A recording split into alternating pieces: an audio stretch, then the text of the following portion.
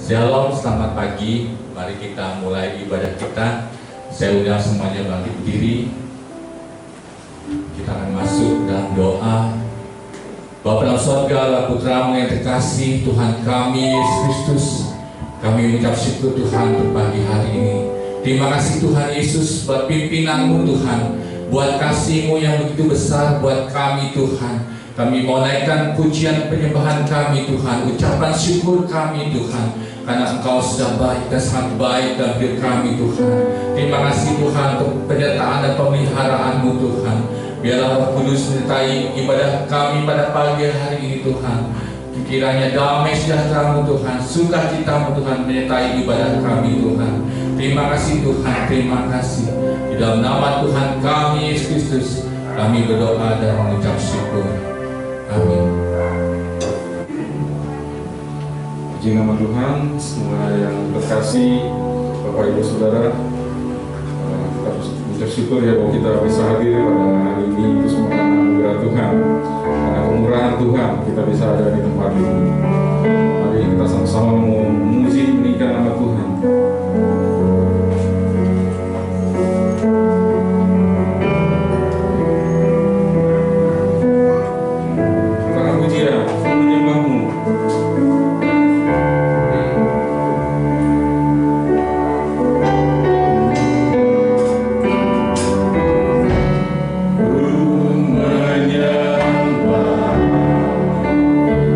Bye.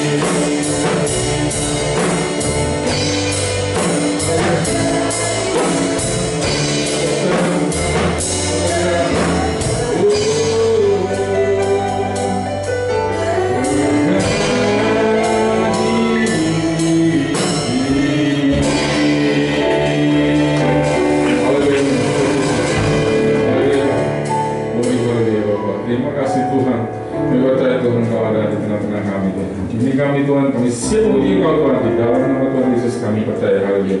Semuanya katakan, ya percaya. Amin. Haleluya. Beberapa hari yang lalu Jakarta mengalami angin yang keras ya, luar biasa saudara. Itu sampai ada beberapa pohon yang tumbang ya, dan kemarin saya bukan iseng sih saudara ya, pergi ke daerah Puncak saudara, ada longsor yang terjadi di sana ya. Tapi puji nama Tuhan, hari ini kita bisa melihat udara yang baik ya, cuaca yang baik ya, itu karena semua kemurahan Tuhan ya. Mari kita angkat pujian tak pernah beragu.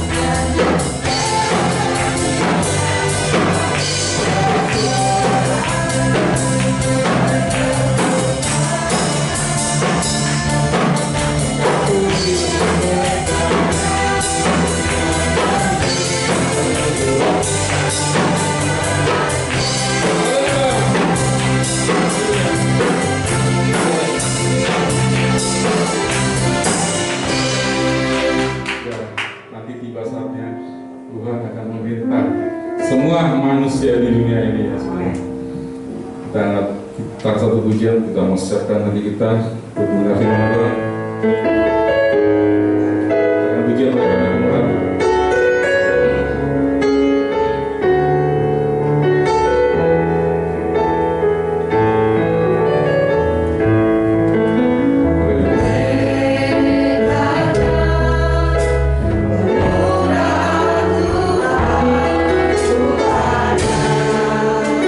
Sampai hari ini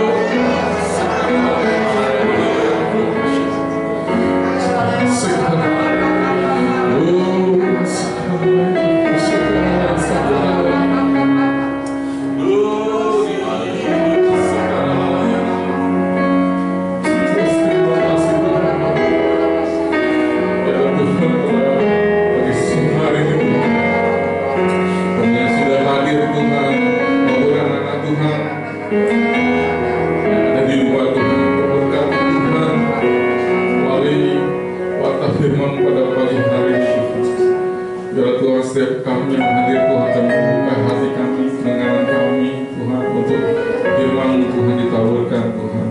Biar Tuhan mengajar, mendidik kami, menguatkan kami, meneguhkan kami Tuhan. Biar Tuhan firman telah selalu Tuhan menyertai kami. Biar oleh karena kasih kemurahan Tuhan, kami boleh ada Tuhan. Semua itu karena anugerah-Mu Tuhan. Pakai hamba-Mu Tuhan sebentar Tuhan, yang akan berbicara Tuhan, menyampaikan kebenaran firman-Mu pada pagi hari ini. Bukan karena persiapan yang ada, tapi karena urapan Roh Kudus-Mu, Roh-Mu ya Bapa. Dan kami yang mendengar Tuhan, urapi kami yang sama hikmat dan pengertian, sehingga kami boleh melakukan kebenaran firman Tuhan. Terima kasih Tuhan, yang di dalam nama Tuhan kami Yesus Kristus.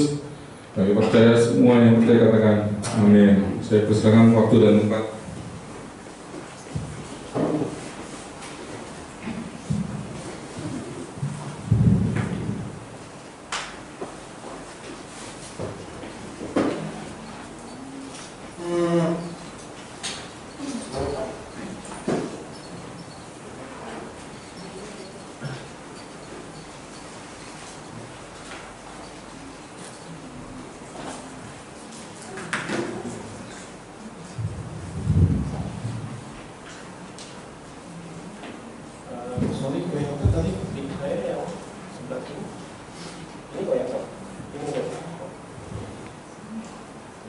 Shalom semuanya. Halo.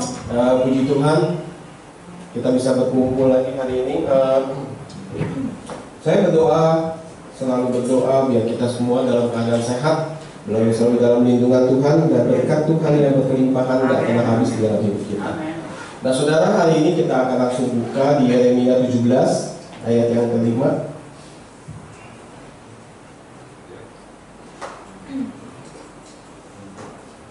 Yeremia 17 ayat yang kelima sampai ke-8.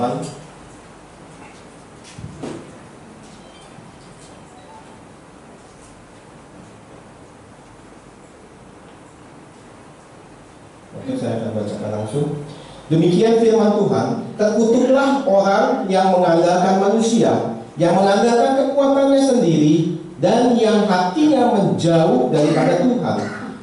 Ia akan seperti semak bulus di padang belantara. Ia tidak akan mengalami datangnya keadaan baik. Ia akan tinggal di tanah angus, di padang gurun, di negeri padang asin yang tidak berpenduduk.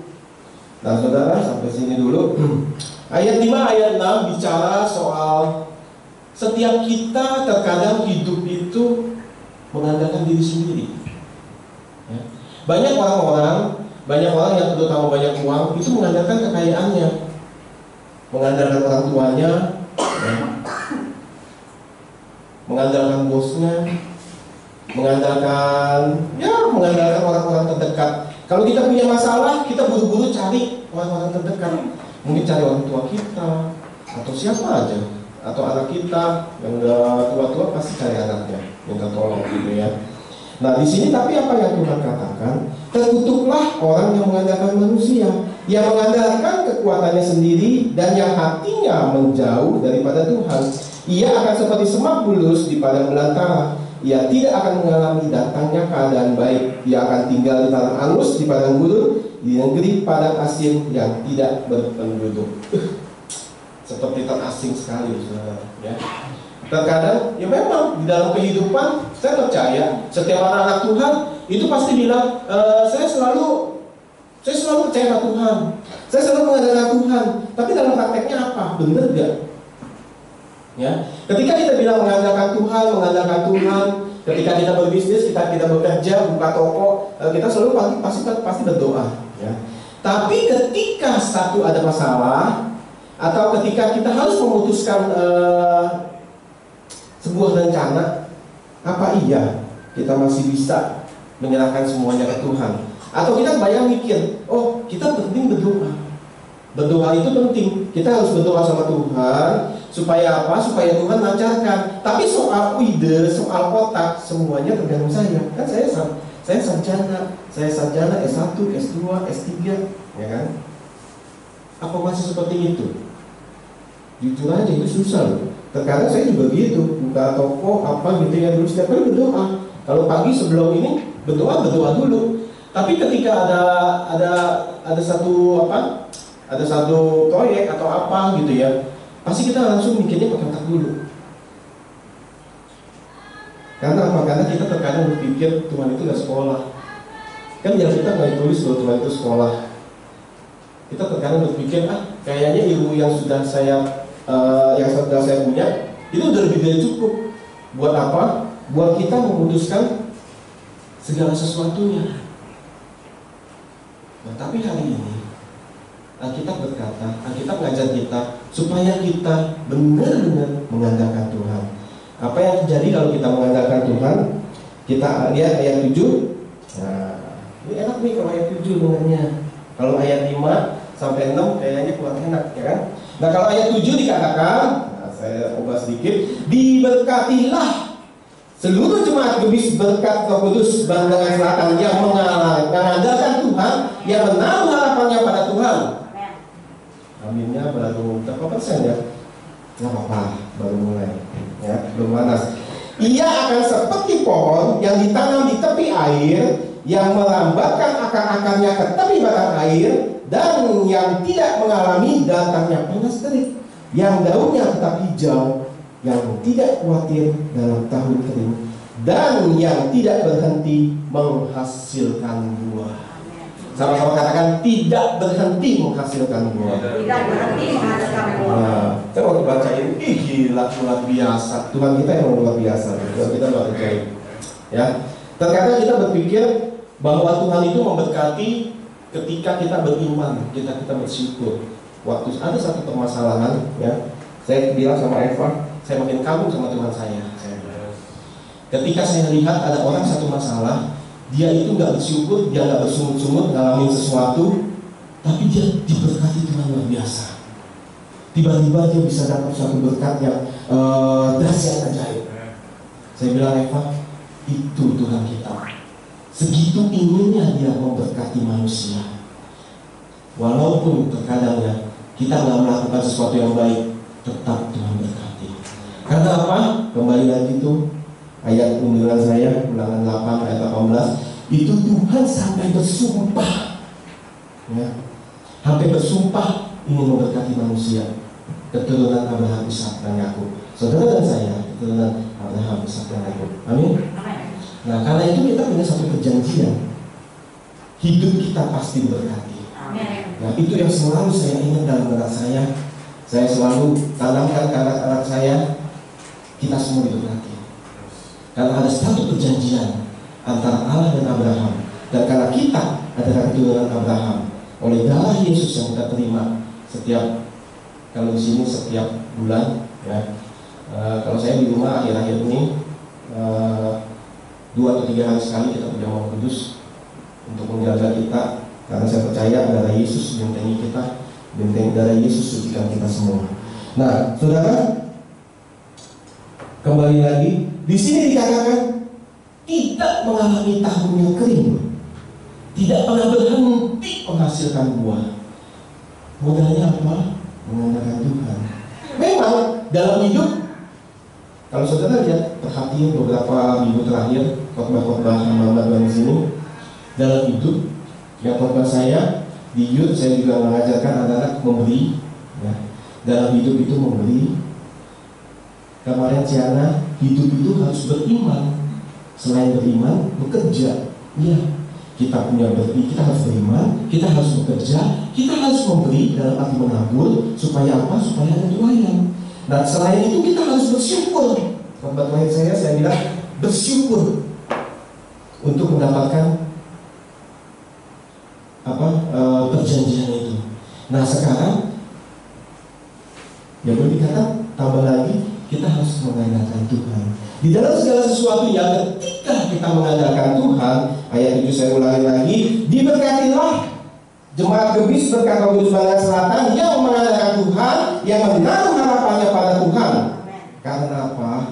Saudara dan saya akan seperti pohon yang ditanam di tepi air, yang melambatkan akar-akarnya ke tepi batang air, dan yang tidak mengalami datangnya panas terik, yang daunnya tetap hijau, yang tidak khawatir dalam tahun kering, dan yang tidak berhenti menghasilkan buah. Artinya apa? Saudara kerja gak bakal kekurangan.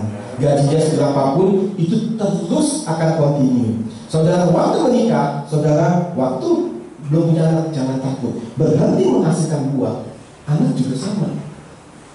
Dalam gambaran seperti buah, dia akan berhenti. Tapi hati-hati loh, nggak akan berhenti menghasilkan buah. Siap-siap nanti banyak. Ya, saya nggak tahu. Ya, artinya apa? Nggak berhenti loh. Firman Tuhan bilang tidak akan berhenti menghasilkan buah. Kalau saudara ya, kalau saya pertama pikirnya, kalau uang enak ya, kalau berkat itu enak, nggak pernah berhenti. Punya mobil 1 jadi mobil 2, mobil 3, mobil 4. Punya rumah 1, rumah 2, rumah 3, rumah 4. Gimana kalau punya anak 1, anak 2, anak 3, anak 4? Nanti pusing saudara. Nah ya, nah itulah. Tapi firman itu tergantung kita memahami. Jadi saya percaya kalau saudara merindukan anak, saudara klaim ayat ini pasti jadi. Ya. Karena apa? Andalkan Tuhan. Ketika andalkan Tuhan, saudara ujilah firman Tuhan ini. Tidak akan berhenti menghasilkan buah. Tapi dari banyak saudara amin. Nah kita lihat Amsal 11 ayat 28.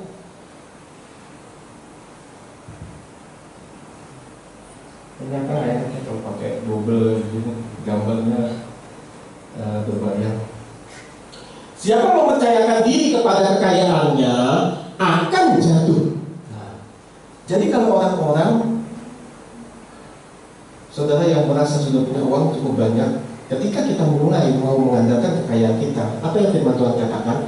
Siapa mempercayakan diri kepada kekayaannya akan jatuh, tetapi orang benar akan tumbuh seperti daun muda. Siapa yang mau jadi seperti daun muda?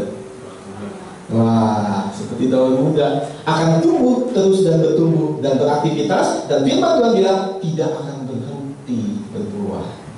Nah, di sini dikatakan hati-hatilah kalau bukannya punya kekayaan banyak nggak salah, ya. Ini kita lihat di ayat 1 Timotius 6 ayat 17. 1 Timotius 6 ayat 17.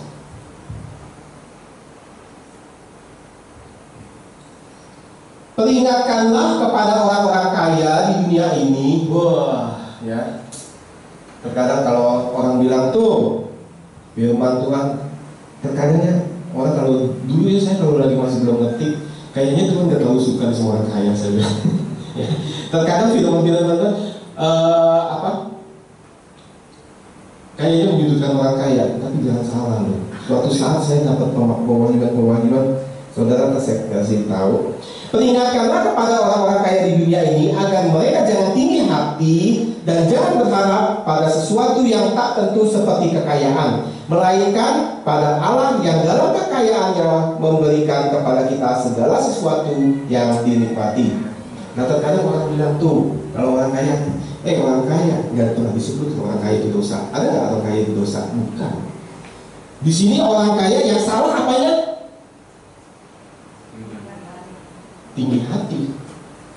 Tinggi hati dan berharap kepada kekayaannya. Jadi ketika kita kaya, saya sekali lagi ada otak ya. Saya selama kenal Tuhan dulu dari umur pertama kali saya ikut Tuhan, pertama dibaptis waktu kuliah. Dari kuliah kayaknya sampai berapa tahun terakhir belakangan, saya punya skema di otak itu kayaknya Tuhan gak suka sama orang kaya banyak salahnya gitu ya. Tapi ternyata saudara, Tuhan mau memberkati kita. Ya, Ulangan 8 ayat 18 sampai Tuhan itu bersumpah kepada nenek moyang kita, yaitu Abraham, bahwa dia akan memberkati kita. Keturunannya bahkan dikatakan seperti bintang di langit dan pasir-pasir di lautan. Saya pernah bilang sama Eva, kalau orang nggak punya anak, ini yang mesti diklaim, dia mesti ngerti.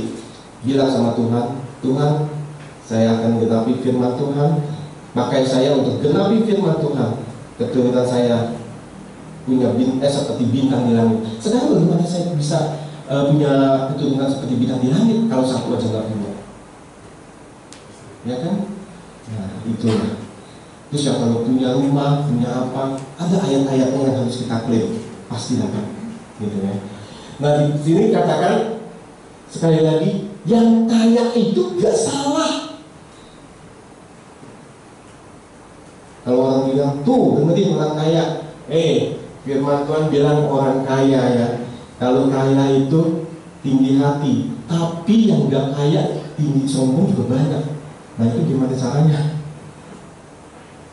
yang kaya tinggi hati aja, sombong aja, dikritik sama firman. Apalagi yang belum kaya tapi sombong, gitu ya. Gak tahu deh saya. Kebanyakan begitu orang, belum kaya tapi sombong. Sekali lagi, kaya itu nggak salah. Karena apa? Mau buktinya lagi kita lihat di ayat berikutnya. Nggak usah jauh-jauh, satu ayat. Melainkan pada Allah yang dalam kekayaannya. Allah itu kaya loh. Benar gak? Masa bapaknya kaya, anaknya miskin? Coba pedoman begitu. Saya kasih tahu ketika pola pikir saya berubah. Ketika saya punya anak, saya perhatikan dia dewasa. Dia mau apa? Kita usahain. Ya kan? Selama itu masih masuk akal, memang dia perlu. Kita bikin gimana ya caranya supaya dia dapat itu barang. Gimana caranya kita bisa memberkati itu anak kita. Ketika kita kasih, anak kita senyum. Itu yang percayalah, yang paling senang orang tuanya yang kasih. Melihat senyum anaknya itu loh. Di sini kan punya anak Wendy, bener ya? Ketika Wendy punya anak Brian atau Karin pengen sesuatu, ketika Wendy beliin, melihat senyumnya, seneng nggak Wendy? Seneng. Walaupun dia cuma bilang thank you papi, udah langsung jalan, langsung main, tapi di hati ini, aduh terima kasih Tuhan, aku bisa berkati anak saya. Terima kasih Tuhan, dia nggak usah ngalamin apa yang kita alami dulu. Wendy sama saya udah dulu sama-sama waktu masih ini nggak punya ya Wendy ya. Masa ya kita mau supaya anak kita kayak gitu lagi? Siapa yang mau anaknya lebih susah daripada orang tuanya? Enggak ada. Bapak yang di dunia yang jahat aja punya pemikiran seperti itu. Apalagi Bapak yang di surga. Isi otak kalian, isi otak saudara dengan apa? Tuhan mau jadi berkati. Tapi ada caranya. Sewaktu kita kaya, Tuhan mau supaya kita jangan sombong. Di situ dikatakan Allah yang dalam kekayaannya memberikan kepada kita segala sesuatu untuk dinikmati. Jadi Tuhan juga mau supaya kita bisa hidup enak. Ini bukan teori kemakmuran. Kalau ada yang mau tes teori kemakmuran silakan. Kalau saudara lebih suka hidupnya susah melarat silakan. Tapi saya percaya nggak ada orang tua yang senang untuk melihat anaknya. Ih gila keren ya. Anak gue tuh makan cuma sekali. Keren banget. Gak ada. Atau kalau ada orang kesaksian, dia mendapat apa musibah apa segala, keren lu. Gue perlu seperti itu. Nah, musibah nggak usah diingini, datang sendiri dia. Kalau diingini, datangnya double, gitu ya. Kita doa aja, kadang-kadang masih ada batu kerikil. Apalagi musibahnya dipanggil, jangan panggil. Ya. Nah di sini Tuhan mau yang Allah kita kaya. Oke, Allah kita kan apa? Nah, dia Allah yang dahsyat tuh. Dia akan memberikan kepada kita segala sesuatu untuk dinikmati. Setiap firman dicerna. Ya. Saya belakangan mulai belajar nggak terlalu mencerna apa-apa sesuatu doktrin-doktrin atau pemikiran-pemikiran ortodok. Kita pikir apa yang Tuhan pikirkan, apa yang Tuhan sebetulnya inginkan. Nah, yang nggak boleh itu kita sombong atau mengenal kekayaan. Di Alkitab kan juga ada ditulis seorang pemuda yang dia kerja dengan kerasnya, dia setiap hari banting tulang, dia mengumpulkan sampai lumbung-lumbungnya sampai penuh. Setelah penuh, apa yang dia katakan? Tenanglah hai jiwaku. Tapi apa yang terjadi? Malah itu juga yang lain diambil, dipanggil Tuhan. Apa gunanya lah semua itu? Jadi ketika kita kaya, sampai kaya, nggak salah sampai situ. Tapi ketika kita mengandalkan kekayaan kita, ketika kita sombong, itu mulai melenceng. Pada siang hari ini, Tuhan mau balikin lagi semuanya, supaya saudara dan saya hidup kaya, tapi sesuai sama firman Tuhan, sesuai sama kehendak Tuhan. Mengandalkan Tuhan bisa berarti mempercayakan diri kita kepada Tuhan seutuhnya atau seluruhnya, jadi nggak separuh-separuh. Ya. Sekarang apa bedanya percaya sama Tuhan dan mempercayakan diri kepada Tuhan? Sama nggak kira-kira? Ini ngantuk apa ya? Oh beda, ya benar gitu ya. Gitu dong, dijawab. Kalau yang depan nanya, dijawab ya. Yang depan juga capek nih tadi cuap-cuap gitu ya. Kalau masa nggak ada yang masuk sih sedikit juga. Nah, sekarang kita akan lihat percaya kepada Tuhan berarti percaya bahwa Tuhan itu mampu atau sanggup atau bisa menolong kita. Sedangkan mempercayakan diri kepada Tuhan berarti satu komitmen untuk melakukan apa yang kita yakini. Jadi walaupun Tuhan tidak menolong kita, kita tetap percaya. Saya punya satu ilustrasi. Saya nggak tahu saudara udah pernah dengar apa belum. Saya dapat dari hamba Tuhan sebelah rumah saya. Ceritanya ada seorang bapak, seorang mister namanya Mister Bondin. Ya, ini Mister Bondin dengan air terjun Niagara. Ini lucunya ya. Saya kalau saya mau bagiin ini, saya semalam saya berpikir lucu. Saya bilang, lucunya kenapa? Saya dapat dari seorang hamba Tuhan di seberang rumah saya, dan dia selalu cerita, dia tanya dulu, dia tanya begini, saya akan ada sebuah ilustrasi, ada sebuah cerita katanya, yang namanya Mister Bondin. Saya udah pernah cerita belum ya katanya?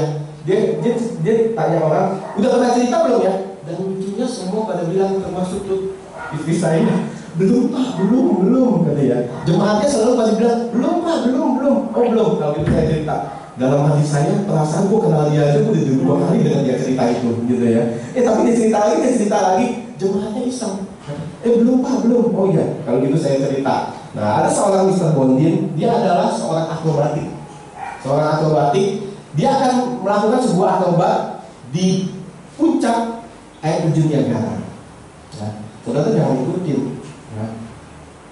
Jangan dikali aja bisa nyebut gitu ya. Kalau nyebut maksimal lecet-lecet, baju kotor, mandi 3 kali baru hilang. Nah, karena kenapa saya bilang 3 kali? Anak saya pernah di depan sisiran itu, kakinya dia meleng, kejebur di got situ. Saya cuci sampai 3 kali, bau gotnya masih nggak hilang, saudara. Ya.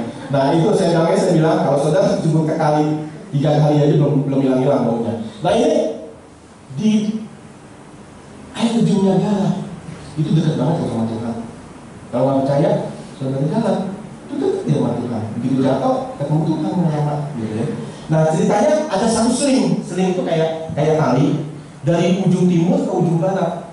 Wah, di sini ya katanya air terjun lah, gitu ya, air terjun. Di sini air, udah mulai terjun. Di sini pasang seling. Nah terus dia akan nyebrang dari ujung timur ke ujung barat, Mister Bondin ini. Ya, Mister Bondin dia akan nyebrang. Terus dia tanya ke orang-orang, semua udah banyak. Udah ada wartawan, ada liputan TV, banyak orang yang nonton. Terus dia tanya, saudara-saudara, apakah saudara percaya saya bisa sampai ke ujung sana dengan selamat tentunya? Terus ada sebagian orang mikir-mikir, lihat kira-kira 50% bilang percaya, saya percaya. Oke, katanya. Terus dia jalan, begini. Digoyang-goyang, terus sampai tangan, digoyang-goyang. Nah terus akhirnya tiba-tiba sampailah dia di ujung sebelah sana. Wih, itu orang pada teriaknya, wih hebat, luar biasa, gitu ya. Nah, terus akhirnya dia bilang, nah saudara, sekarang saya akan balik lagi ke ujung sebelah sana. Saudara percaya nggak saya bisa sampai ke sana? 100% orang bilang, percaya, saya percaya. Oke, kalau saudara percaya, siapa yang mau ikut saya? Saya gendong sampai ke sana. Langsung akan diam semua. Ya, orang semuanya diam semua. Orang percaya dia bisa sampai ke ujung sana. Tapi ketika disuruh ikut dia digendong, ada yang percaya nggak? Lalu siapa? Emang lu udah lihat sih ya. Tapi kalau kita berdua, apalagi badannya kayak saya mau montok gitu, kan berat, bisa jatuh di tengah ini berdua, mati ketemu Tuhan, dekat dari Tuhan. Nah akhirnya semua orang gak ada percaya. Hah, masa sih gak ada percaya? Saudara kan kita lihat loh, saya bisa nyebrang dari ujung ke ujung, dari ujung sana ke ujung sini dengan selamat. Wah, kata orang, iya, gue sih percaya, gue bisa lihat, tapi kan gue belum kawin katanya. Belum kawin ya Robi ya?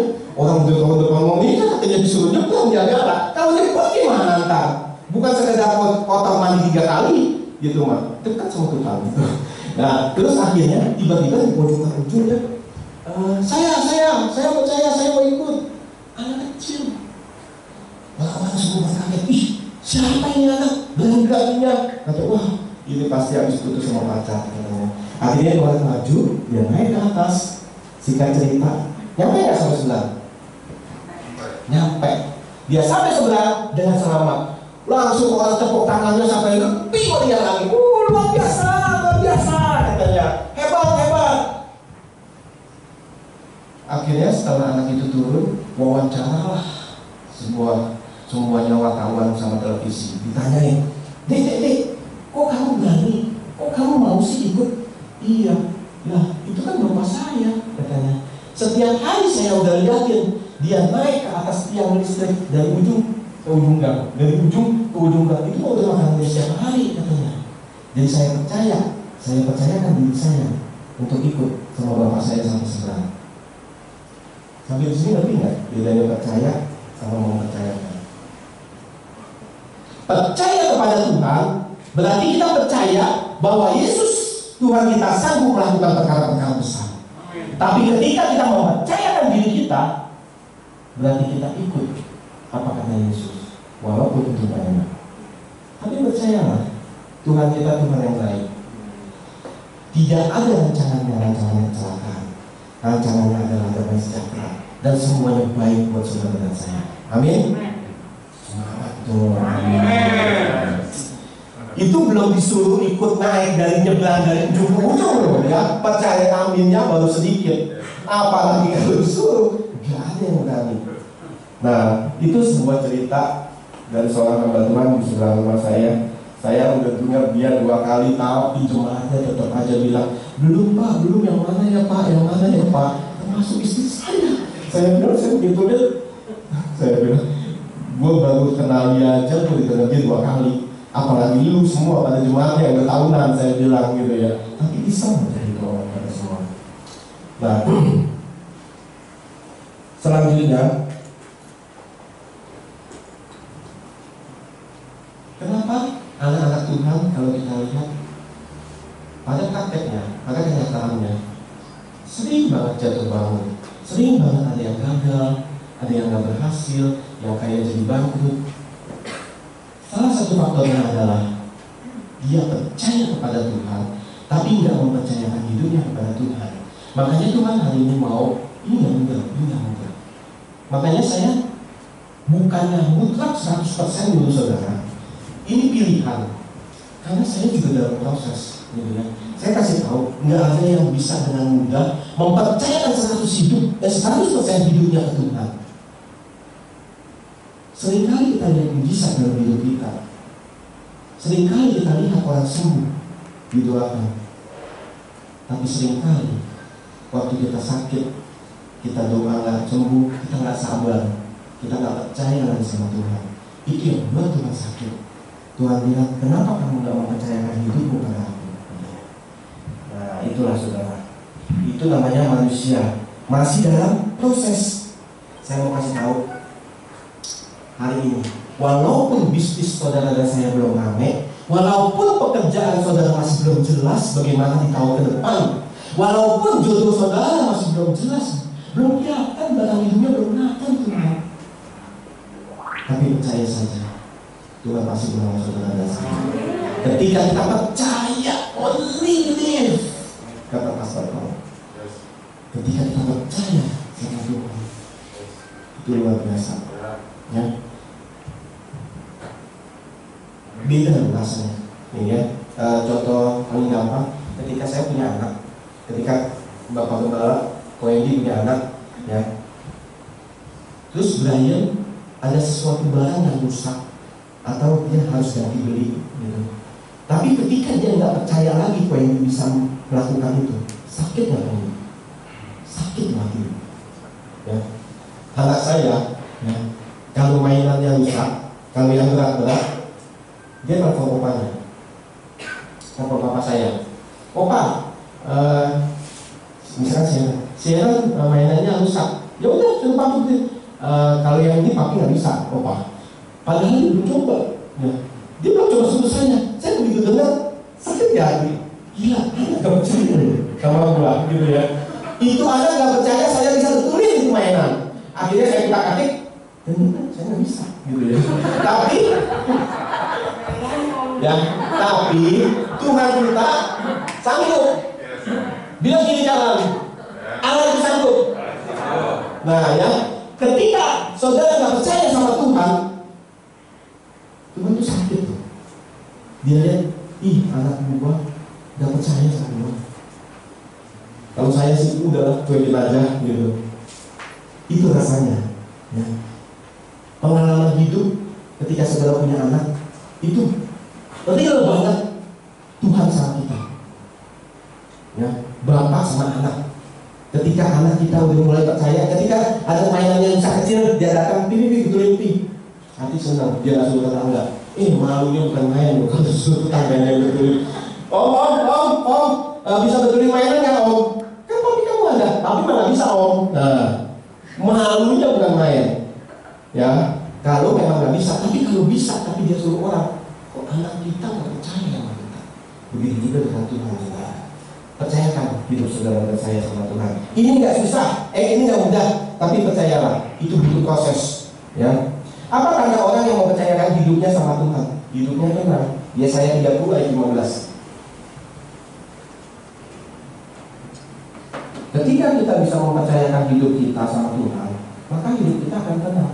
Yesaya 30 ayat 15. Sebab beginilah firman Tuhan Allah yang Maha Kuasa, Allah Israel, dengan bertobat dan tinggal diam, kamu akan diselamatkan. Dalam tinggal tenang dan percaya terletak kekuatanmu. Terakhir dikatakan, tapi kamu enggak. Tuhan bilang, kalau kamu tenang, kalau kamu percaya, kamu bisa hidup tenang. Tapi kenapa kamu nggak mau? Itu yang Tuhan mau katakan.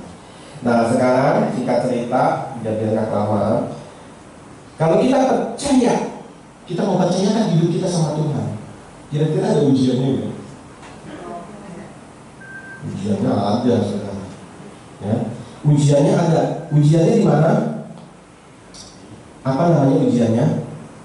Ujiannya itu namanya adalah padang gurun. Saudara ingat, ketika bangsa Israel keluar dari Mesir, ini anggap dari Mesir, dia menuju ke Imporium, ke Kanaan, ya, ke tanah perjanjian. Dia harus melewati padang gurun. Ini padang gurun. Ya, dari Mesir menuju Kanaan, tanah perjanjian, dia harus lewat yang namanya padang gurun. Jadi ketika kita mempercayakan hidup kita sama Tuhan, ada satu proses yang harus kita lewati, dan itu wajib kata Tuhan. Alkitab kasih contoh paling jelas, perjalanan itu paling jelas. Ya, namanya adalah padang gurun. Kalau saya bilang itu namanya sekolah kehidupan. Sekolah kehidupan, benar-benar itu di dalamnya ada yang namanya tarantula, ada yang namanya ulat-ulat mematikan, apa namanya ya? Ini ya. Terus ada kalajengkingnya juga luar biasa di padang gurun. Itu luar biasa, itu namanya sekolah kehidupan. Padang gurun adalah tempat yang paling dihindari oleh anak-anak Tuhan. Siapa yang mau hidupnya di padang gurun? Enggak mau ya. Siapa yang mau hidupnya di Mesir? Makanan ada tapi jadi budak. Siapa yang mau hidup di tanah perjanjian? Luar biasa. Tapi syaratnya ingat, nggak bisa ke tanah perjanjian kalau nggak lewat padang gurun. Padang gurun orang, saudara perhatikan, saya memperhatikan setelah ikut anak Tuhan, saudara memperhatikan hidup orang. Ada orang yang padang gurunnya cepat, ya benar ya. Ada yang lama, nggak habis-habis. Itu pasir banyak saudara, jangan dihitungin. Makanya kalau lewat padang gurun, saudara jangan hitungin pasir. Nggak nyampe ke tanah perjanjian, ya jangan gitu. Nah, ada orang yang nyampainya lewatnya cepat, bukannya dia berarti orang kaya, dia pakai pesawat terbang gitu ya. Setiap orang harus lewat. Yang namanya di Mesir adalah lambang dari kehidupan kita yang lama. Ketika kita bisnis, kita kerja, tipu sana, tipu sini, gitu ya di Mesir. Ketika kita Oke, kita mau diri kita dibaptis, kita percaya sama Tuhan. Langsung Tuhan bilang, yuk nak, ikut saya ke tanah perjanjian. Kita kan bilangnya, enak ya. Saya ingat banget loh, kalau sebelum saya dibaptis, guru-gurunya, kalau dulu saya sebelumnya Katolik, belajar setahun ya.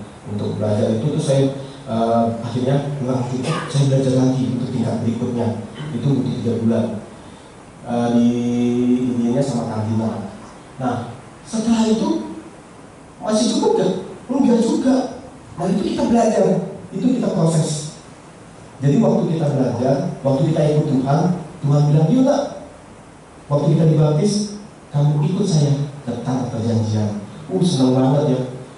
Kita kalau dengar orang, pernah nggak dengar sewaktu sebelum saudara ikut ganjaran Tuhan sebelum dibaptis, kalau nanti ke gereja bisa begini, enak, kamu punya masalah bisa Tuhan tolong, Tuhan bantu, kayaknya enak. Ya. Tapi saya nggak selalu bilang yang enak-enaknya. Proses itu tetap ada.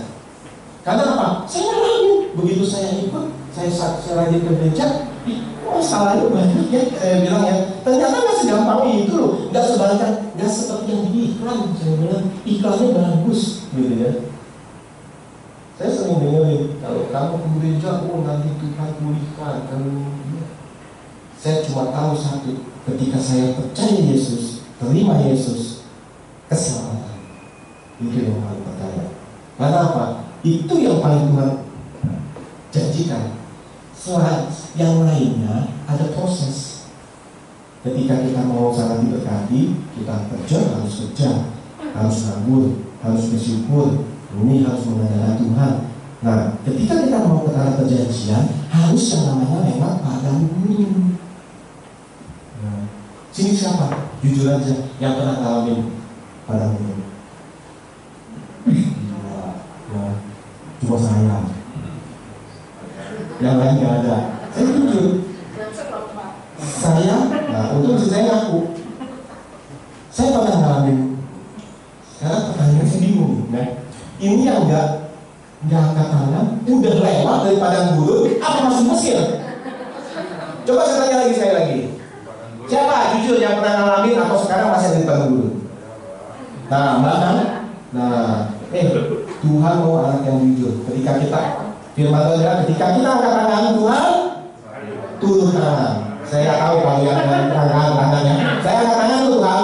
Saya angkat tangan. Nah, banyak angkat tangan ya. Nah, jangan malu, ya. Saya terkadang nggak malu-malu kalau saya Tuhan bilang, nyembah, saya punya patokan, dia nggak pernah malu, nggak pernah nggak pakai baju di kayu salib ditonton orang. Yesus saja nggak malu, kenapa saya harus malu sama kamu? Camkan itu baik-baik. Nah, saya pernah ngalamin padang gurun. Saudara, jangan kecil hati. Ketika kita angkat tangan, atau sekarang dari padang gurun. Artinya apa? Kita sedang menuju tanah perjanjian. Nggak lama lagi. Daripada kita diam-diam, ternyata masih di Mesir. Aduh, perjalanannya masih panjang. Bangsa Israel menuju tanah perjanjian 40 tahun. Kenapa dia bisa 40 tahun? Sebetulnya nggak selama itu. Ketika kita percayakan hidup kita sama Tuhan, itu bisa lebih simpel. Makanya jangan iri kalau kita melihat orang, dia kok padang gurunnya sebentar. Padang gurun bisa berarti keadaan ekonomi, kesakit penyakit, pemulihan keluarga, pekerjaan, kenapa hidupnya juga jelek terus. Itu koreksilah hidup kita. Mau nggak kita dibentuk sama Tuhan? Atau kita selalu baru mau dibawa, kita balik lagi ke Mesir. Karena nggak kuat di padang gurun. Banyak orang yang baru jalan menapak berapa kali langkah di padang gurun nggak kuat, balik lagi ke Mesir. Terus mungkin saudara tanya, kok diam di padang gurun? Saya suami istri masih gemuk-gemuk aja, makin gemuk belakangan. Saudara lupa, di padang gurun dipelihara sama Tuhan. Dipelihara. Tuhan kasih mana setiap hari. Tuhan kasih kita makanan nggak pernah habis setiap hari. Tuhan pelihara kita, makanan mana kurang dikasih lah dulu, ya kan? Emang Firman Tuhan bilang bukan manusia bukan hidup dari roti saja, tapi kan ada kue yang bakpao. Nah, kemana saya? Saya kalau baca firman Tuhan Tuhan suka bercanda nih, saya bilang, saya juga bercanda. Tuhan, firman Tuhan emang bukan berasal dari roti saja, tapi di rumah saya ada telur, ada ayam. Saya bilang, jadi nggak roti aja Tuhan, terima kasih Tuhan. Gitu ya, saya bilang sama Eva, gila, kalau dipikir-pikir ya, kalau saya bisa ketemu lu, saya mau salamin dia. Tahu kenapa? Saya mau terima kasih ya lu, kamu dulu udah bawa ayam, udah bawa sapi, udah bawa babi, kamu nggak bisa makan juga. Ya. Kepikir gak? Kalau lu dulu ya, dia nggak bawa babi, gitu ya. Ya, itu kan semua mati. Berarti sekarang ini yang dibawa lu.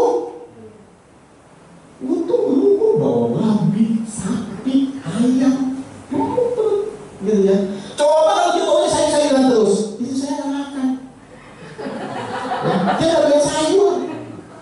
Kalau makan mie ayam, kayak sini pinggirin semuanya, semua bersih, toke semua pinggir gitu ya. Toke makannya, yang hijau-hijau, oh anti ya, anti masuk hijau, semuanya dipinggirin. Yang lupa daging, diambil-ambilin, semua semuanya, gitu ya. Saya bilang luar biasa, kamu luar biasa, gitu ya. Karena kamu, saya nggak makan roti doang, gitu ya. Tapi saya bisa makan roti, pakai telur, pakai ham, pakai keju. Itu. Nah, Tuhan kita luar biasa. Tujuan padang gurun adalah untuk memproses kita supaya rendah hati, sabar, dan terus andalkan Tuhan. Kita lihat di Ulangan 8 ayat 2 dan 3. Ulangan 8 ayat 2. Ingatlah kepada seluruh perjalanan yang kau lakukan atas kehendak Tuhan Allahmu. Jadi kita ingat-ingat. Ya kalau kelepasan, jujur aja ya. Saya ngalamin padang gurun, terkadang kelepasan. Aduh Tuhan, belum ada. Saya cuma manusia. Tapi ketika saya ingat lagi, saya buru-buru flashback. Nah itulah kedekatan sama Tuhan itu diperlukan. Jadi ketika kita ngalamin yang berat-berat, buru-buru kita ingat, kan dulu Tuhan udah tolong kita sering banget loh. Tuhan udah tolong kita banyak banget loh. Masa baru ada kerikil tajam aja, kita keinjak dikit aja kita udah ngeluh. Itu yang harus kita pikirkan. Ingatlah kepada seluruh perjalanan yang kulakukan atas kehendak Tuhan Allahmu di padang gurun selama 40 tahun ini dengan maksudnya apa? Untuk merendahkan hatimu dan mencobai engkau untuk mengetahui apa yang ada dalam hatimu, yakni apakah engkau berpegang pada perintahnya atau tidak. Jadi itu sebetulnya yang saya bilang proses sekolah kehidupan. Waktu kita ngalamin yang namanya padang gurun, di situ Tuhan mau supaya nanti kita waktu masuk ke tanah perjanjian, apa itu tanah perjanjian? Nanti kita lihat ya. Waktu kita masuk ke tanah perjanjian, itu kita gak sombong lagi. Seperti ayat yang awal tadi, Tuhan gak suka sama orang kaya yang sombong. Sekali lagi, kaya itu gak salah. Jadi yang kalau belum kaya, apalagi berarti perjalanannya masih panjang ya. Untuk mencapai ke tanah perjanjian masih panjang. Jangan kita celah-celah. Kita bilang, yang kaya gini. Lu belum masuk berarti tanah perjanjian ini, belum masuk padang gurun. Ketika kita masuk padang gurun, firman Tuhan bilang apa? Kita diproses supaya untuk merendahkan hati kita, bukan rendah diri. Nah, kita tuh keren banget deh. Saya bilang kadang kata-katanya itu pas semuanya. Nggak dibilang rendah diri, karena rendah diri nggak boleh. Tapi supaya kita rendah hati, ya kan? Supaya kita belajar rendah hati dan untuk mengetahui apa yang ada di hati kita. Sebetulnya hati kita kemana? Hati kita ke Tuhan apa? Ke harta. Karena ada ayat, di sini kalau mau Tuhan bilang, karena nanti akan ada ayat tuh. Ketika kamu kaya dan sombong dan mengandalkan kekayaanmu, maka kamu akan jatuh. Makanya dikasihlah proses di padang gurun itu, supaya kita bisa merendahkan diri kita dan melihat proses hati kita, apakah kita berpegang pada perintahnya atau tidak. Karena firman Tuhan katakan, Di mana hartamu berada, disitulah hatimu berada. Jadi ketika kita mempercayakan kekayaan kita, itu yang Tuhan gak suka. Fokus ke Tuhan, kekayaan harta itu bonus. Karena Tuhan sekali lagi mau supaya kita menikmatinya. Amin. Siapa yang mau menikmati berkat Tuhan? Kayak aku paling cepat buat tangan, luar biasa. Ya, itu namanya iman. Saya senang banget. Tenang Koyanto, udah lama lagi. Koyanto ibarat kata tuh ya, iman itu udah besar. Bukan cuma badan doang besar, gitu ya. Iman besar, bicara soal badan besar, saya bilang apa? Kita ini nggak gampang nih masuk surga, Pak. Alkitab bilang pintu surga itu apa? Sempit. Kita bisa nggak muat nih Pak. Makanya udah gemuk saudara. Nah ya, nggak ada yang bilang gitu. Ya tersesat saya lagi bilangnya. Semua kita masuk surga karena Tuhan sudah sediakan tempat. Nah, Koyanto ibarat kata udah dikit lagi nih, udah kelihatan tuh tentang perjanjiannya. Karena apa? Imannya udah tembus. Apa yang kita tembus di alam roh itu akan terjadi di dunia nyata. Ya, ketika kita punya iman seperti itu, saya suka banget kalau nggak punya iman gitu. Berarti tanah perjanjian Koyanto udah nyata mengenai. Dua-duanya dari tanah perjanjian udah disiapin sama Tuhan. Ya. Ayat 3, jadi ia merendahkan hatimu, membiarkan kau lapar, memberi kau makan mana, yang tidak kau kenal, yang juga tidak dikenal oleh nenek moyangmu, untuk membuat kau mengerti bahwa manusia hidup bukan dari roti saja, tapi manusia hidup dari segala yang diucapkan Tuhan. Nah ya, jangan ditambahin, manusia hidup bukan dari roti saja, jangan tambahin kue ya segala macam. Itu kan kata saya, ya kan? Karena saya nggak cukup makan roti doang. Tadi pagi aja saya sudah makan gokang, ya. Nah, makan baru daging supaya sehat, supaya kuat. Kalau nggak saya nggak kuat ngomong di sini. Ayat 4, pakaianmu tidaklah menjadi buruk. Nah, ini nih. Jadi setiap orang yang jalan dari Mesir menuju padang gurun, ketika padang gurunnya, ya, kayak kita bakal ketemu di dalam perjanjian, sudah hampir nyampe ya, pakaianmu, pakaian saudara saya, tidaklah menjadi buruk di tubuhmu, dan kakimu tidaklah menjadi bengkak selama 40 tahun ini. Jadi artinya apa? Ini yang keren. Tuhan itu selalu memperhatikan saudara dan saya. Ketika kita ada di padang gurun, saudara pikir Tuhan enak-enak, ketawa-ketawa di surga. Tuhan juga hatinya sedih. Ketika kita ada di padang gurun, Tuhan tahu takaran kita. Tuhan tahu kita berapa lama nih di padang gurun, apa yang akan kita hadapi. Makanya Tuhan sudah mempersiapkan, dikatakan pakaianmu tidak menjadi buruk. Ya. Dan apa? Dan kakimu tidak menjadi bengkak selama 40 tahun ini. Jadi padang gurun yang kita jalani ini, itu udah ditakar sama Tuhan. Tuhan yang memberikan yang lebih dari apa yang kita sanggup lakukan. Ya. Jangan pernah punya pemikiran, aduh, ini Tuhan kayaknya nggak adil. Dia dikasihnya enak. Siapa bilang? Kita nggak lihat hidup dia. Ya. Kita selalu melihat rumput tetangga lebih hijau. Padahal kita nggak tahu hijaunya itu hijau bagaimana. Rumputnya doang hijau, dalamnya kan kita nggak tahu. Ya kan? Ucap syukurlah dalam segala hal. Jadi ketika kita lewat padang gurun, itu Tuhan selalu saudara. Saya merasakan banget ketika saya mengalami sesuatu yang luar biasa di keluarga, ya kita berdua sama anak-anak, penyertaan Tuhan selalu ada. Tuhan itu tahu anak-anaknya saya dan Eva itu semok butuh makanan yang lebih. Jadi sewaktu di padang gurun, Tuhan bukan cuma ngirimin mana doang, gitu ya. Karena Tuhan tahu nggak cukup nih kayaknya porsinya mana doang. Karena Moyanto suka makan. Yang lain juga suka makan sama saya. Jadi jangan punya pemikiran, ya makannya mana doang. Kita bilang, Tuhan tahu apa yang kita butuhkan. Jadi waktu kita jalan aja, Tuhan perhatiin loh. Saya begitu baca waktu malam ayat ini, kaki kita nggak akan bengkak. Gila, Tuhan bisa tahu loh seberapa kuat kaki kita. Saudara dalami ini firman Tuhan. Ya. Jadi ketika lewat padang gurun, bahkan Tuhan tahu kaki kita nggak akan bengkak. Pakaian kita nggak akan kotor. Semuanya udah dipelajari sama Tuhan. Anakku aku yang ini butuh pakaian 1 hari 3 setel.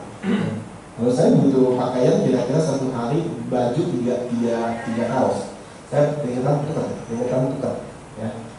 Disediain sama Tuhan. Tapi kalau yang nggak keringetan cukup 1, dikasih 1. Nah, ya. Kalau butuh makan butuh banyak, dikasihlah banyak. Ya kan? Di masa-masa pandemi, orang saya percaya nggak semuanya kekurangan. Setiap orang dicukupkan sama Tuhan. Amin. Setiap orang diperhatikan sama Tuhan. Ayat bilang gitu. Ketika masuk padang gurun, Tuhan memperhatikan, bahkan kaki kita nggak akan bengkak. Ayat 5. Maka haruslah engkau insaf bahwa Tuhan Allahmu mengajari engkau seperti seseorang mengajari anaknya. Nah, ini yang mesti kita ingat nih. Kalau kita di padang gurun, dia itu bapak kita. Kita bukan racun. Kita bukan anak tangga. Kita anak Allah. Kita anak Allah. Dia selalu memperhatikan kebutuhan saudara dan saya. Seperti bapak sayang anaknya. Dia nggak akan pernah tinggalkan kita. Saya selalu ingat. Kalau saya lagi ngalamin masalah, saya selalu terkatakan firman. Saya dipelihara Tuhan. Saya diberkati Tuhan. Satu helai rambut saya pun nggak akan jatuh tanpa izin Tuhan. Bagaimana saya bisa tergeletak? Waktu saya berkatakan firman, iman timbul, pertolongan ada. Makanya kalau apa-apa, terkatakan firman. Firman itu besar kuasanya. Sekarang masalahnya, gimana kita mau berkatakan firman? Kalau stok firman udah pulang, kalau kita jangan belajar, kita jangan. Ayat 6. Oleh sebab itu haruslah engkau berpegang pada perintah Tuhan Allahmu dengan hidup menurut jalan yang ditunjukkannya dan dengan takut akan Dia. Nah, ayat 7 ini mulai keren.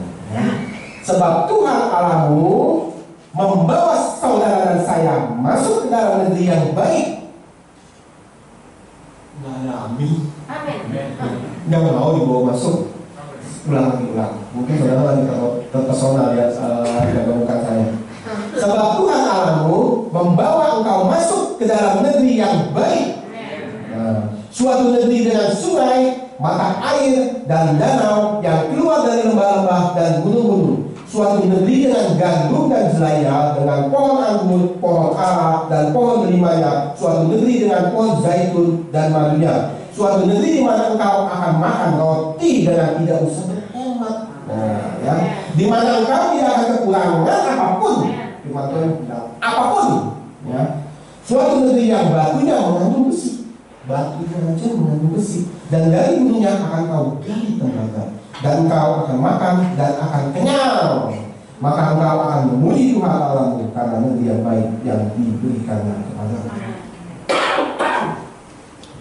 Nah, saudara, ketika kita lewat padang gurun, ingat janji Tuhan. Memang saya baca ayat per ayat.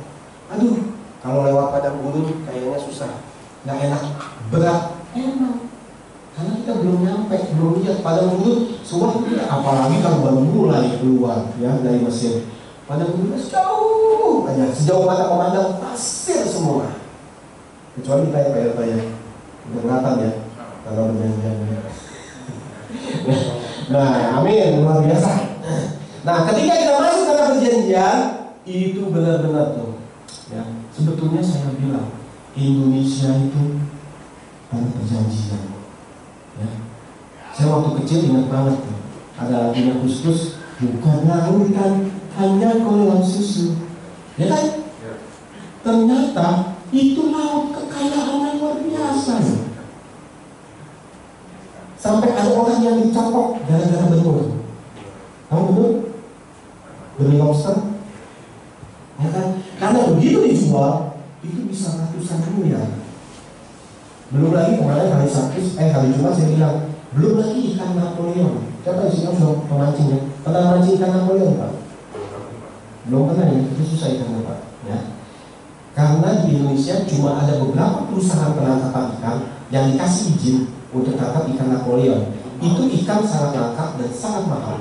Langsung anak saya setelah di mobil kemarin dia bilang, gila, panjangnya sekian, harganya sekian juta. Itu untuk apa? Ikan jelek lebih. Iya, itu bukan ikan hias, itu ikan untuk dimakan oleh taipan dari Hong Kong dan Singapura. Itu mahalnya bukan main ikan Napoleon. Ya, saya belum pernah rasain sih. Mudah-mudahan suatu saat saya pernah rasain. Ya. Nah, itu ikan mahal banget. Di Indonesia orang nggak tahu dan juga nggak boleh tangkap sembarangan. Harus punya izin. Kalau tangkap sembarangan, ketahuan sama ekspor, pasti masalah. Nah, terus belum apa lagi? Belum ikannya. Unit perusahaannya setiap bulan masuk ke pedalaman Kalimantan. Saya pernah nanya-nanya karena ada yang ngajak saya join, tapi sampai sekarang belum, karena modalnya belum ada, modalnya gede banget gitu ya, masih belum cukup. Nah itu ternyata saya nanya-nanya sama Yuni, sekali jalan hampir 4 bulan, 5 bulan, begitu balik hasilnya 500 juta. Benar ya Yuni ya? 500 juta, satu kapal. Ternyata sebenarnya di Muara Baru berapa banyak kapal. Mereka balik satu hari berapa ratus kapal masuk. 500 juta, satu kapal bawa 500 juta ya harganya. Itu 100, kalau satu hari 100 aja balik ke Jakarta. Berapa tuh? 500 juta dimakan 50 M. Ya, 50 miliar tuh satu hari. Bayangin begitu banyak. Ikannya habis gak? Kagak. Banyak ikannya. Tuhan sediain berkat, artinya berlimpah. Nggak pernah habis dalam hidup kita. Ya, belum lagi di Irian Jaya, tanah dicongkel emas. Belum lagi tanah dicongkel batu bara, tembaga. Saya bilang apa bukan tanah perjanjian itu, tapi butuh orang yang bisa kelola itu semua. Ya, saudara saya akan tiba waktunya, akan dikasih kepercayaan buat kelola hartanya Tuhan. Saya bilang kan tadi, orang kaya gak salah, karena Tuhan itu kaya. Dia mau anaknya kita kaya, yang dia gak mau sombong. Jangan sampai kita sombong dan mengandalkan kekayaan kita. Dia mau supaya kita ketika kaya tetap mengandalkan Tuhan. Makanya ada ayat, muliakanlah Tuhan dengan hartamu. Ketika kita punya banyak harta, bagi-bagikan, bagi-bagi, gitu ya. Saya akhirnya ini banyak berkat dari Tuhan, makanan-makanan, minuman berlimpah, saya bagiin ke orang, kemana, ke tukang sampah, kemana, terus saja. Berkat Tuhan saya percaya nggak akan habis dalam hidup saya. Karena apa? Itu janji Tuhan. Ketika keran kita nyalain, ya, keran berkat kita nyalain, kita salurkan ke orang, kan masuk lagi. Ya, masuk lagi dari Tuhan. Ketika kita kunci terus nggak pernah kita buka-buka, macet sudah. Begitu itu dibuka karangan ya. Nah, itulah kehidupan, sekolah kehidupan. Saya lagi, siapa yang masih di Mesir? Ya, siapa yang masih di padang gurun? Siapa yang sudah masuk tanah perjanjian? Ya, itu cuma Tuhan dan saudara saya masing-masing tahu. Tapi firman Tuhan hari ini intinya mengajarkan ketika intinya ya pertama Tuhan mau memberkati saudara saya. Amin. Tuhan mau berkati nggak pas-pasan, berlimpah. Suatu saat saya bilang sama Eva, kita harusnya belajar sama nelayan. Saya waktu ngeliatin gitu ya, nelayan ngambil ikan, mereka nggak pernah khawatir. Ada nggak nelayan? Pernah nggak Yun? Bos kamu bilang, jangan berlayar. Kayak ikannya habis, ikannya tak habis. Nggak pernah kan? Nelayan nggak pernah takut. Kenapa hidup kita takut? Waktu saya ketakutan, waktu kita berdua ketakutan, takut, aduh nanti anak bagaimana, berkatnya gini, kita melihat rekening segini. Saya bilang kita harus belajar dari nelayan yang nggak pernah takut, dia percaya. Saya bilang itu keren banget, yang nelayan lebih percaya dari anak-anak Tuhan.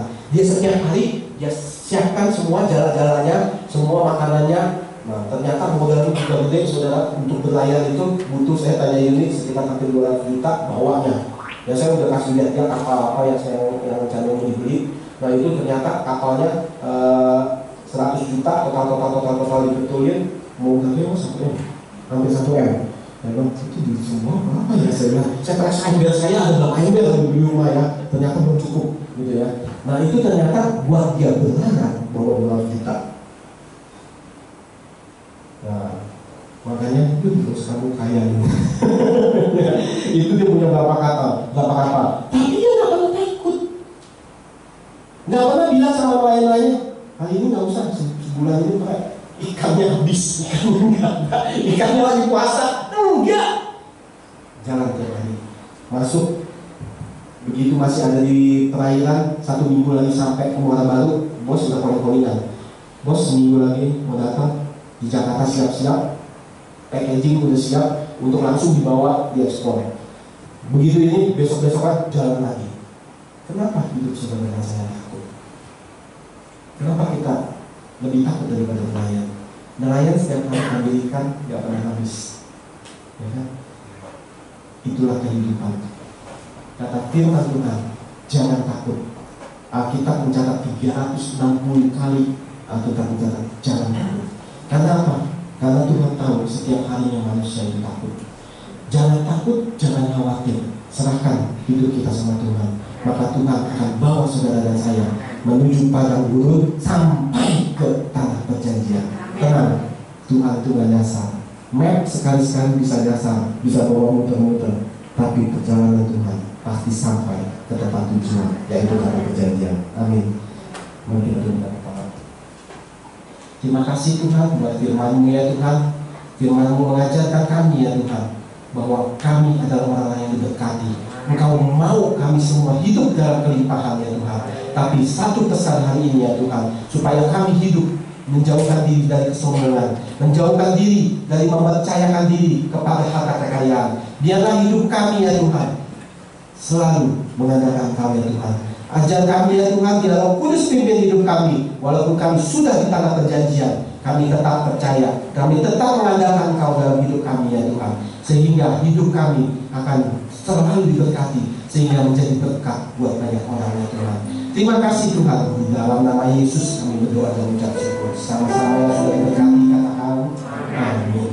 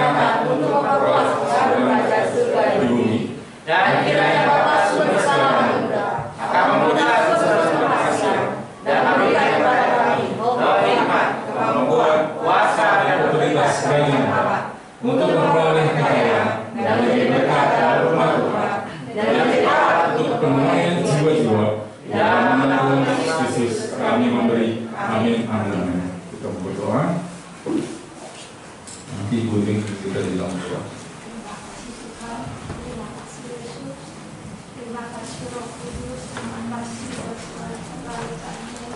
Kami menerima firman-Mu dengan sukacita. Terima kasih kami percaya tahun-tahun 2021 adalah tahun keberuntungan buat kami.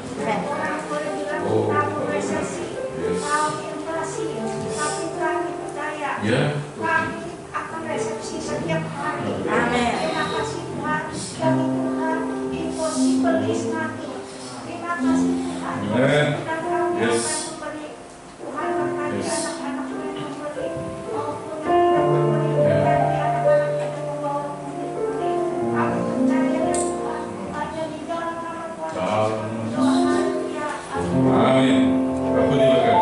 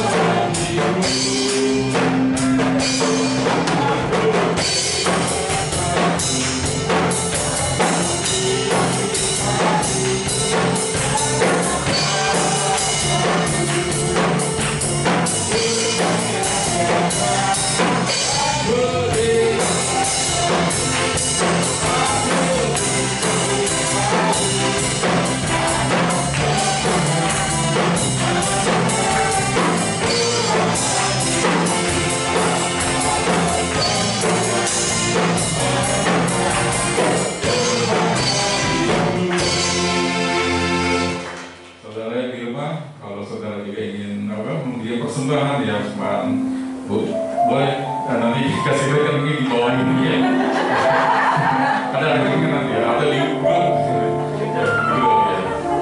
Ya kita mau melakukan yang sesuai dengan firman Tuhan ya. Nah, kita percaya bahwa Tuhan memberkati bis berkat kudus Tuhan di rumah ini. Kali ini ada pengumuman dari Bapak jam 6 sore ya. Kita di Geblis akan mengadakan Natal pertama Pemuda Youth ya, tanggal 18. Nah, sudah didaftarkan Pak ya. Jam berapa Pak? Ya? 6 sore ya. Ya. Oke, yang umum tanggal 25 ya. Tanggal 25 jam 6 sore. Ya. Hadir ya, tetap memperhatikan protokol kesehatan ya Pak Rogi ya, pakai masker ya. Jam 6 sore ya, ada pengumuman ya. Jadi kita nanti hari ini ini mau request latihan hari ini ya. Oke, habis setelah ibadah ya, mau makan dulu boleh. Oke ya, kalau kalian saya undang Bapak Ibu bagi beli kita diri pada kita. Hari ini kita pujian waktu Tuhan pasti terbaik.